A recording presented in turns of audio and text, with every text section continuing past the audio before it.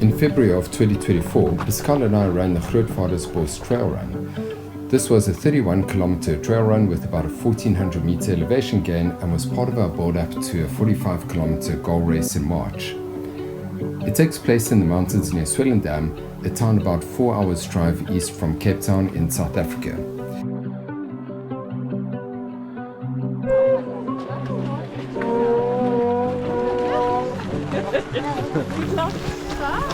We started running just as the sun was rising, and the first few kilometers went through a natural forest along the foothills of the mountain. Yeah? Cool. And here we are, we're about 1 kilometer into the race in the nice forest behind us.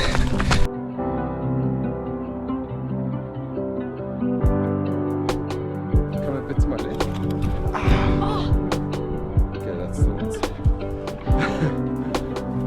Forests are actually quite uncommon in Cape Town, as Cape Town is pretty dry and it's mostly covered in a type of bush called fynbos, as you will see in the higher parts of the mountain. So it was an absolute treat to run for a few kilometers in this indigenous forest.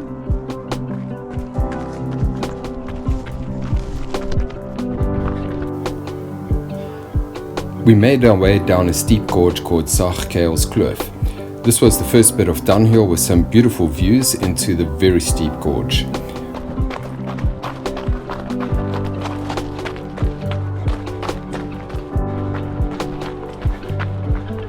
When we got to the bottom, we could have a quick refreshment of the mountain water before starting the steepest climb of the race. Okay, so we haven't had a morning coffee yet, but we are going to have our espresso goose. And there's the path we came down. There's Pascal. Hello. The slow pace of the ascent gave us opportunities to spot some interesting wildlife. We saw a cuckoo wasp, as you can tell by its shimmery green color. There were plenty of rain spider nests, though only one of them had the mother still hanging around. We also saw this bark spider right above the path that everyone had run underneath. The next couple of kilometers zigzagged up the eastern slopes of the mountain. We gained about 920 meters of elevation over 8 kilometers. So the gradients wasn't too bad, and if you take it easy, it's quite a pleasurable incline. Okay, so we are still climbing, but you can see the view behind us over there. Still climbing, but check out that view. New valley. We reached the saddle at about the halfway mark, at which point we could start to see the views of Grootvadersbosch wilderness. Grootvadersbosch, or Angry Man's Forest, is a 14-hectare wilderness area that lies next to Grootvadersbosch Reserve. As you can see, it's known for its rugged and pristine wilderness, featuring dense indigenous forests, secluded valleys and towering mountain peaks. Okay, so we're coming up on the overnight huts. You can see them over there.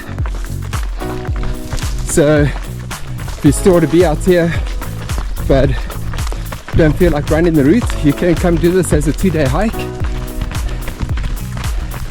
and that's where you'll spend the night. We ran about another kilometer and then got to the Houdelfontein overnight huts at about 16 kilometers. At this point, we could no longer see the agricultural land below or any other man-made objects, as we were behind the top ridge of the mountain and in the valley along the top. We followed the valley for about 5 kilometers along the ridge. It was an enjoyable runnable stretch with a nice balance of technical and low gradient, with some great views along the top side of the mountain. We passed a couple of interesting plants along the way, such as the strawberry everlasting. It's an endangered species of fynbos, so it was great to see in such abundance. The Table Mountain beauty butterflies rely on plants like this for nectar, so no wonder we saw so many of them along the trail. We also saw a couple of hot pokers in bloom, which really stand out against the background, and we even saw some king proteas that hadn't quite died off yet. Alright, we are at basically the highest points of the run, or just about. Highest point is 1251 meters. We're at 1247. As we ran further around the back of the peak, we could start to see the town of Barrydale in the background on the interior side of the mountain. Eventually, we finished traversing around the back of the peak at about 20 kilometers and could start the downhill. We had been maintaining quite an easy pace up until this point, as we were really looking forward to a fast downhill. Unfortunately, the path was not so runnable, not at first anyway. It was a bit shrubby at the foot level, so you could not see where you were placing your feet, which was problematic because it was rocky. Luckily, that didn't last for too long, and then we got some easier path to run as we gradually descended. Looks like they've had a recent fire here. Can still smell it. We realized at this point that we could achieve a sub 6 hour time, which was beyond what we were expecting to achieve, so we decided to stop less and pick up the pace a bit. Okay, we are now on the final stretch, about a kilometer and a half to go.